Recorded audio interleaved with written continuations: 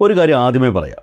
ഇനി ആരൊക്കെ ഇല്ല എന്ന് പറഞ്ഞാലും കേരളം ഇന്ന് സാക്ഷ്യം വഹിച്ചുകൊണ്ടിരിക്കുന്നത് സമാനതകളില്ലാത്ത ഒരു രാഷ്ട്രീയ വിരോധാഭാസത്തിനാണ്. 140 അംഗ നിയമസഭയിൽ 102 സീറ്റുകൾ എന്ന കണ്ണഞ്ചിപ്പിക്കുന്ന ഭൂരിപക്ഷം. സാധാരണഗതിയിൽ ഇത്രയും വലിയൊരു ജനവിധി ലഭിച്ചാൽ 5 വർഷത്തേക്ക് ഒരു പ്രതിപക്ഷത്തെയും ഭയക്കാതെ നെഞ്ച് വിരിച്ചു ഭരിക്കേണ്ടതാണ് ഏതൊരു സർക്കാരും. പക്ഷേ തിരഞ്ഞെടുപ്പ് ഫലം വന്നതിൻ്റെ പിറ്റേ ദിവസം മുതൽ UDF ക്യാമ്പിൽ ഉറക്കം നഷ്ടപ്പെട്ടിരിക്കുകയാണ്. അധികാരത്തിൻ്റെ മധുരം നുണയുന്നതിന് മുൻപേ അവർക്ക് മുൻപിലൊരു ഭൂതം വായ പിളർന്നു നിൽക്കുന്നുണ്ട്. കോൺഗ്രസിൻ്റെ ചരിത്രത്തിലെ ഏറ്റവും ഭയാനകമായ ഭൂതം. അതെന്താണെന്നല്ലേ? 102 സീറ്റുകൾ നേടി അധികാരത്തിൽ വന്ന മുന്നണിയിൽ കോൺഗ്രസിന് മാത്രം ലഭിച്ചിരിക്കുന്നത് കൃത്യം 63 സീറ്റുകൾ. കോൺഗ്രസിനെ സംബന്ധിച്ച് 63 എന്നത് വെറുമൊരു അക്കമല്ല, അതൊരു അപശകുനമാണ്, ശാപമാണ്. ചരിത്രം കാത്തുവച്ചിരിക്കുന്ന ഏറ്റവും വലിയൊരു ദുരന്തത്തിൻ്റെ തുടക്കമാണ്. വി ഡി സതീശൻ്റെ നേതൃത്വത്തിൽ അധികാരത്തിലേറിയ ഈ UDF സർക്കാർ 5 വർഷം തികയ്ക്കുമോ എന്ന സംശയം പലർക്കും ഉയരുന്നത് ഇപ്പോഴാണ്. എന്ന് മാത്രമല്ല, കോൺഗ്രസ് എന്ന മഹാപ്രസ്ഥാനം കേരളത്തിൽ വീണ്ടും ഒരു പിളർപ്പിനെ നേരിടേണ്ടി വരുമോ എന്ന ഭയവും കൂടി ഇക്കൂട്ടത്തിൽ ഉയരുന്നുണ്ട്. ഇതൊരു കേവലമായ പ്രവചനമല്ല, മറിച്ച് കാലം തെളിയിച്ച രക്തം വീണ ചരിത്രത്തിൻ്റെ ഒരു ഓർമ്മപ്പെടുത്തലാണ്. ഇപ്പോൾ കേരളം ഭരിക്കുന്ന വി ഡി സതീശൻ മന്ത്രിസഭ ഭരണത്തിൽ കയറി 1 മാസം തികയുന്നതിന് മുൻപേ തന്നെ എത്ര വിവാദങ്ങളാണ് ഈ സർക്കാരിനെ വരിഞ്ഞു മുറുക്കുന്നത്. LDF സർക്കാരിൻ്റെ കാലത്ത് ഇതേ സതീശൻ പ്രതിപക്ഷ നേതാവായിരുന്നപ്പോൾ നിയമസഭയിലും പുറത്തും നടത്തിയ വീരവാദങ്ങൾ നമുക്ക് ഓർമ്മയുണ്ട്. പിണറായി വിജയൻ സർക്കാരിൻ്റെ ഓരോ നയങ്ങളെയും അതിരൂക്ഷമായി വിമർശിച്ച, ഞങ്ങൾ അധികാരത്തിൽ വന്നാൽ ഇതെല്ലാം തിരുത്തുമെന്ന് അലമുറയിട്ട സതീശൻ വിട്ടുവീഴ്ചയില്ലാത്ത നിലപാടുകളുടെ രാജകുമാരനായാണ് സ്വന്തം അണികൾ അദ്ദേഹത്തെ വാഴ്ത്തിപ്പാടിയത്. പക്ഷേ മുഖ്യമന്ത്രി കസേരയിൽ ഇരുന്നതോടെ ആ നിലപാടുകൾക്ക് എന്ത് സംഭവിച്ചു? കഴിഞ്ഞ സർക്കാരിൻ്റെ കാലത്ത് അതിരൂക്ഷമായി UDF എതിർത്ത പദ്ധതിയായിരുന്നു കേന്ദ്ര സർക്കാരിൻ്റെ PM ശ്രീ.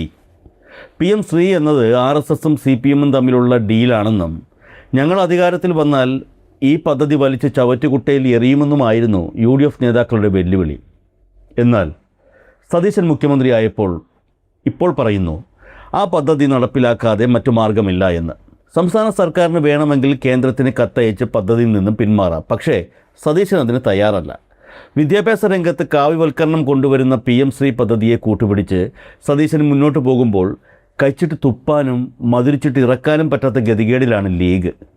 മുസ്ലിം ലീഗിൻ്റെ പ്രതിനിധിയായ സാക്ഷാൽ N ഷംസുദ്ദീനാണ് ഇപ്പോൾ വിദ്യാഭ്യാസ മന്ത്രി എന്ന് ഓർക്കണം.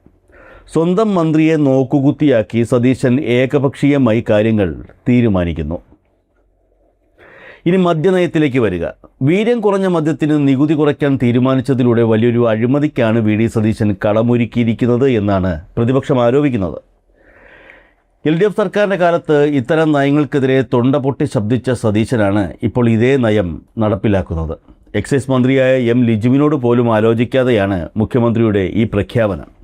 സമുദായ സംഘടനകളും സഭകളും ഒന്നടങ്കം ഈ മദ്യനയത്തിനെതിരെ തിരിയുമ്പോൾ M ലിജു മുഖ്യമന്ത്രിയോടുള്ള അതൃപ്തി പരസ്യമാക്കാൻ ഒരുങ്ങുകയാണ്. തീരുമാനങ്ങൾ കൂട്ടായി എടുക്കേണ്ട ഒരു മുന്നണി സംവിധാനത്തിൽ വി ഡി സതീശൻ ഒരു ഏകാധിപതിയെ പോലെയാണ് പെരുമാറുന്നത് എന്നുള്ളത് രഹസ്യമല്ല. ഘടകകക്ഷികളോട് ആലോചനയില്ല, സ്വന്തം പാർട്ടിക്കാരോട് ചർച്ചയില്ല, ഹൈക്കമാൻഡിൻ്റെ ചോയ്സ് അല്ലാതിരുന്നിട്ടും KC വേണുഗോപാലിനെ പോലെയുള്ളവർ എതിർത്തിട്ടും അന്ന് ഡൽഹിയിൽ വരെ പോയി സതീശന് വേണ്ടി ജയ് വിളിച്ച മുസ്ലിം ലീഗിന് ഇപ്പോൾ കിട്ടിയത് 8ൻ്റെ പണിയാണ്. PM ശ്രീ പദ്ധതിയുടെ പേരിൽ ലീഗ് അണികൾക്കിടയിൽ ഇറങ്ങാൻ പോലും നേതാക്കൾ ഭയപ്പെടുന്ന അവസ്ഥ. സതീശൻ്റെ ഈ ഏകാധിപത്യ നിലപാടുകൾ അതിരുകടന്നപ്പോൾ ഒടുവിൽ സാക്ഷാൽ KC വേണുഗോപാലിന് തന്നെ രംഗത്ത് വരേണ്ടി വന്നു. കോൺഗ്രസിനും UDFനും ഒരു നയമുണ്ട്, അത് ലംഘിച്ചുകൊണ്ട് ഒരു സർക്കാരിനെയും മുന്നോട്ട് പോകാൻ അനുവദിക്കില്ല എന്ന് AICC ജനറൽ സെക്രട്ടറി പരസ്യമായി പറയുമ്പോൾ അതിലടങ്ങിയിരിക്കുന്ന മുന്നറിയിപ്പ് സതീശനുള്ളത് തന്നെയാണ്. എല്ലാം ഞാനാണ് തീരുമാനിക്കുന്നതെന്ന സതീശൻ്റെ അഹങ്കാരത്തിനേറ്റ പ്രഹരമാണ്. വി ഡി സതീശൻ നല്ല വായനക്കാരനാണെന്ന് അദ്ദേഹം തന്നെ പലതവണ പറഞ്ഞിട്ടുണ്ട്. പക്ഷേ ചരിത്ര പുസ്തകങ്ങളോട് അദ്ദേഹത്തിന് താല്പര്യമില്ലെന്ന് തോന്നുന്നു. ലീഗിനെയും സ്വന്തം മന്ത്രിമാരെയും നോക്കുകുത്തികളാക്കി അധികാരത്തിൻ്റെ ഉന്മാദത്തിൽ സതീശൻ എടുക്കുന്ന ഈ തീരുമാനങ്ങൾ കോൺഗ്രസിന് വരുത്തിവെക്കാൻ പോകുന്ന വിനയെന്താണെന്നറിയണമെങ്കിൽ നമ്മൾ കേരള രാഷ്ട്രീയത്തിൻ്റെ ഗതകാല ചരിത്രത്തിലേക്കൊന്ന് തിരിഞ്ഞു നോക്കേണ്ടതുണ്ട്. കൃത്യം പറഞ്ഞാൽ 6 പതിറ്റാണ്ടുകൾക്ക് മുൻപുള്ള ചരിത്രത്തിലേക്ക്. ഇന്നത്തെ സതീശൻ്റെ അതേ അവസ്ഥയിലൂടെ അന്ന് കടന്നുപോയ ഒരു മുഖ്യമന്ത്രി ഉണ്ടായിരുന്നു. മാത്രമല്ല അന്നും ഇപ്പോഴത്തതുപോലെ കോൺഗ്രസ് ഒറ്റയ്ക്ക് 63 സീറ്റുകൾ നേടിയാണ് അധികാരത്തിൽ വന്നത്. അതാണ് നമ്മൾ ആദ്യം പറഞ്ഞ 63-ലെ ശാപം. 1959 വിമോചന സമരത്തിന് ശേഷം കേരളത്തിലെ ആദ്യത്തെ കമ്മ്യൂണിസ്റ്റ് സർക്കാരിനെ കേന്ദ്രം പിരിച്ചുവിട്ടു. തുടർന്ന് 1960 കേരളം വീണ്ടും പോളിംഗ് ബൂത്തിലേക്ക് നീങ്ങി. കോൺഗ്രസും പ്രജാ സോഷ്യലിസ്റ്റ് പാർട്ടി അഥവാ PSPയും മുസ്ലിം ലീഗും ചേർന്നുള്ള ഒരു മുക്കൂട്ടു മുന്നണിയായിരുന്നു അന്ന് ജനവിധി തേടിയത്.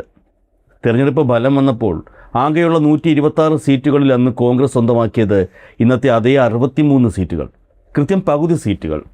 PSPക്ക് 20 സീറ്റും മുസ്ലിം ലീഗിന് 11 സീറ്റും ലഭിച്ചു. പ്രതിപക്ഷത്തെ പോലും അമ്പരപ്പിച്ചുകൊണ്ട് ഭരണം തുടങ്ങുന്നതിന് മുൻപ് തന്നെ മുന്നണിയിൽ കലഹം തുടങ്ങി.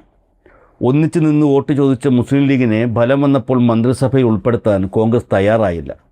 ദക്ഷിണേന്ത്യയിൽ ലീഗുമായി ഭരണം പങ്കിട്ടാൽ അത് ഉത്തരേന്ത്യയിൽ കോൺഗ്രസിന് ദോഷം ചെയ്യുമെന്നായിരുന്നു ദേശീയ നേതൃത്വത്തിൻ്റെ വിചിത്രമായ വാദം. ഈ നാടകങ്ങൾക്കൊടുവിൽ KM സീതി സാഹിബിന് സ്പീക്കർ സ്ഥാനവും ഒരു രാജ്യസഭാ സീറ്റും നൽകി ലീഗിനെ കോൺഗ്രസ് ഒതുക്കി. 1961 ഏപ്രിൽ 17 സീതി സാഹിബ് അന്തരിച്ചപ്പോൾ പകരം മറ്റൊരു ലീഗുകാരനെ സ്പീക്കർ ആക്കരുത് എന്ന് കോൺഗ്രസിലെ ഒരു വിഭാഗം ശഠിച്ചു. സ്പീക്കർ വർഗീയത തൊട്ടു നീളാത്ത മുസ്ലിം ആകണമെന്നും അതിന് മുസ്ലിം ലീഗ് അംഗത്വം രാജിവെച്ച ശേഷം ലീഗിലെ തന്നെ ആർക്കെങ്കിലും സ്പീക്കർ ആകാമെന്നുമായിരുന്നു കോൺഗ്രസ് ഹൈക്കമാൻഡ് നിർദ്ദേശം.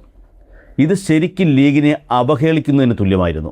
ഒടുവിൽ ലീഗിൻ്റെ നിലനിൽപ്പിന് വഴങ്ങിക്കൊണ്ട് CH മുഹമ്മദ് കോയ ലീഗിൽ നിന്ന് രാജിവെച്ച് സ്പീക്കർ വേഷമണിഞ്ഞു.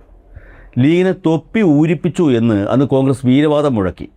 ഇന്ന് VD സതീശൻ PM ശ്രീ പദ്ധതിയിലൂടെ ലീഗിനെ നാണം കെടുത്തി മൂലക്കിരുത്തുമ്പോൾ അന്ന് കോൺഗ്രസ് CHലൂടെ ചെയ്ത അതേ ചരിത്രപരമായ അവഹേളനം തന്നെയാണ് ആവർത്തിക്കുന്നത്. അന്ന് നാടകം അവിടെയൊന്നും തീർന്നില്ല. 63 MLAമാരുള്ള കോൺഗ്രസ് തങ്ങൾക്ക് ലഭിക്കേണ്ട മുഖ്യമന്ത്രി സ്ഥാനം വെറും 20 MLAമാർ മാത്രമുള്ള PSPയുടെ നേതാവ് പട്ടം താണുപിള്ളയ്ക്ക് വച്ചുകൊടുത്തു. കോൺഗ്രസിലെ അധികാര വടംവലിയും ഗ്രൂപ്പ് പോരുമായിരുന്നു ഇതിന് കാരണം. R ശങ്കറിനെ മുഖ്യമന്ത്രിയാക്കാൻ താൽപ്പര്യമില്ലാത്തവർ ചരട് വലിച്ചാണ് പട്ടത്തെ കൊണ്ടുവന്നത്. അങ്ങനെ 1960 ഫെബ്രുവരി 22 പട്ടം താണുപിള്ള മുഖ്യമന്ത്രിയായും കോൺഗ്രസിൻ്റെ R ശങ്കർ ഉപമുഖ്യമന്ത്രിയായും അധികാരമേറ്റു. കോൺഗ്രസിൻ്റെ കരുത്തനായ നേതാവ് PT ചാക്കോ ആഭ്യന്തരമന്ത്രിയുമായി.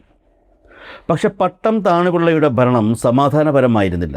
ഇന്നത്തെ VD സതീശനെ പോലെ തന്നെ പട്ടം താണുപിള്ളയുടെ ഏകാധിപത്യ പ്രവണതകൾ കോൺഗ്രസ് നേതാക്കളെ ശ്വാസം മുട്ടിച്ചു. ഉപമുഖ്യമന്ത്രിയായ R ശങ്കറെ പോലും അദ്ദേഹം പരിഗണിച്ചില്ല. ക്യാബിനറ്റിൽ ചർച്ച ചെയ്യാതെ പട്ടം താണുപിള്ള പുതിയ LP സ്കൂളുകൾ അനുവദിച്ചതായി പ്രഖ്യാപിച്ചു. ഇത് കോൺഗ്രസ് നേതാക്കളെ രോഷാകുലരാക്കി. എക്സൈസ് മന്ത്രിയായ M ലിജു അറിയാതെ സതീശൻ മദ്യനയത്തിൽ നികുതി ഇളവ് പ്രഖ്യാപിച്ചതുപോലെ തന്നെയായിരുന്നു അന്ന് പട്ടത്തിൻ്റെ ആ തീരുമാനം. VD സതീശനും പട്ടം താണുപിള്ളയും തമ്മിൽ യാതൊരു വ്യത്യാസവുമില്ല എന്ന് ഇതിൽ നിന്ന് വ്യക്തമാവുകയാണ്. തൊട്ടടുത്ത മുറിയിലിരിക്കുന്ന മുഖ്യമന്ത്രിയായ പട്ടം താണുപിള്ളയ്ക്ക് കോൺഗ്രസിൻ്റെ ആഭ്യന്തരമന്ത്രിയായ PT ചാക്കോ ഫയലുകൾ അയച്ചിരുന്നത് രജിസ്റ്റേർഡ് പോസ്റ്റിലായിരുന്നു എന്നറിയുമ്പോഴാണ് ആ ഭരണം എത്രത്തോളം വഷളായിരുന്നു എന്ന് നമുക്ക് മനസ്സിലാകുന്നത്. മുഖത്ത് നോക്കി സംസാരിക്കാൻ പോലും അവർക്ക് മടിയായിരുന്നു. മുഖ്യമന്ത്രി ഏകാധിപതിയാകുമ്പോൾ മന്ത്രിസഭ എങ്ങനെ തകരുമെന്നതിന് ചരിത്രം നൽകുന്ന വലിയൊരു പാഠമാണിത്. ഒടുവിൽ അസഹനീയമായപ്പോൾ കോൺഗ്രസ് ഹൈക്കമാൻഡ് ഇടപെട്ട് പട്ടം താണുപിള്ളയെ പഞ്ചാബ് ഗവർണറായി നാടുകടത്തി. പകരം 1962 സെപ്റ്റംബറിൽ R ശങ്കർ കേരളത്തിൻ്റെ മുഖ്യമന്ത്രിയായി അധികാരമേറ്റു. കേരള ചരിത്രത്തിലെ ആദ്യത്തെയും അവസാനത്തെയും കോൺഗ്രസിൻ്റെ ഏകകക്ഷി സർക്കാർ. അവിടെ നിന്നങ്ങോട്ട് കേരളം കണ്ടത് സമാനതകളില്ലാത്ത രാഷ്ട്രീയ ദുരന്തങ്ങളുടെ ഘോഷയാത്രയാണ്. സ്വന്തം സർക്കാരിനെ വീഴ്ത്താൻ പാർട്ടിക്കാർ തന്നെ കോപ്പ് കൂട്ടുന്ന കാഴ്ച. ആഭ്യന്തരമന്ത്രി PT ചാക്കോ തൃശ്ശൂരിൽ വെച്ചൊരു കാർ അപകടത്തിൽപ്പെട്ടു. അതൊരു വലിയ അപകടമൊന്നും ആയിരുന്നില്ല. എന്നാൽ കാറിൽ ഒരു സ്ത്രീ ഉണ്ടായിരുന്നു എന്ന വാർത്ത കാട്ടുതീ പോലെ പടർന്നു. കോൺഗ്രസിൽ തന്നെ ചാക്കോയുടെ ശത്രുക്കൾ ഇതൊരു ആയുധമാക്കി. ജ്യേഷ്ഠാനുജന്മാരെ പോലെ കഴിഞ്ഞിരുന്ന മുഖ്യമന്ത്രി ശങ്കറും ആഭ്യന്തരമന്ത്രി ചാക്കോയും തമ്മിലുള്ള ബന്ധം തകർന്നു. നിയമസഭാ കക്ഷി യോഗത്തിൽ വെച്ച് ചാക്കോയിൽ തനിക്ക് വിശ്വാസം നഷ്ടപ്പെട്ടു എന്ന് മുഖ്യമന്ത്രി R ശങ്കർ പരസ്യമായി പ്രഖ്യാപിച്ചു. അപമാനിതനായ PT ചാക്കോ മന്ത്രിസ്ഥാനം രാജിവെച്ചു. രാഷ്ട്രീയത്തെക്കാൾ നന്ദിയുള്ള പണി വക്കീൽ പണിയാണെന്ന് തുറന്നടിച്ചുകൊണ്ട് അദ്ദേഹം കോടതിയിലേക്ക് മടങ്ങി. അധികം വൈകാതെ ഹൃദയാഘാതം വന്ന് ആ കരുത്തനായ നേതാവ് മരണത്തിന് കീഴടങ്ങി. മുഖ്യമന്ത്രി R ശങ്കർ കൂടോത്രം ചെയ്ത് കൊന്നതാണെന്ന് വരെ അന്ന് കേരളത്തിൽ പാട്ടായി. മൃതദേഹം നാട്ടിലെത്തിക്കാൻ മുഖ്യമന്ത്രി ഏർപ്പാടാക്കിയ പോലീസ് വാൻ തൃശ്ശൂരിൽ വെച്ച് ചാക്കോയുടെ അനുയായികൾ പിടിച്ചുവാങ്ങി. ഒരു തുറന്ന ലോറിയിൽ വിലാപയാത്രയായാണ് അവർ ആ മൃതദേഹം കോട്ടയത്തേക്ക് കൊണ്ടുപോയത്. ഒരു വിലാപയാത്ര കേരള രാഷ്ട്രീയത്തിൻ്റെ ഗതി തന്നെ മാറ്റിമറിച്ചു എന്ന് പറഞ്ഞാൽ നിങ്ങൾ വിശ്വസിക്കുമോ? വിശ്വസിക്കണം. അത്തരത്തിലൊരു വിലാപയാത്രയായിരുന്നു PT ചാക്കോയുടേത്. ചാക്കോ ഗ്രൂപ്പുകാർ മുഖ്യമന്ത്രി ശങ്കറിനെതിരെ യുദ്ധം പ്രഖ്യാപിച്ചു. അധികം വൈകാതെ നിയമസഭയിൽ പ്രതിപക്ഷം സർക്കാരിനെതിരെ അവിശ്വാസ പ്രമേയം കൊണ്ടുവന്നപ്പോൾ കേരളത്തെ നടുക്കിക്കൊണ്ട് ഭരണകക്ഷിയായ കോൺഗ്രസിലെ 15 MLA-മാർ സ്വന്തം സർക്കാരിനെതിരെ വോട്ട് ചെയ്തു. 1964 സെപ്റ്റംബർ 8-ന് കോൺഗ്രസിൻ്റെ മഹാഭൂരിപക്ഷ സർക്കാർ ദയനീയമായി താഴെ വീണു.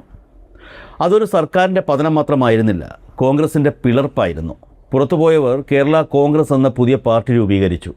അതികായകനായ R. ശങ്കർ പിന്നീടുള്ള തെരഞ്ഞെടുപ്പുകളിൽ തുടർച്ചയായി തോൽവി ഏറ്റുവാങ്ങി.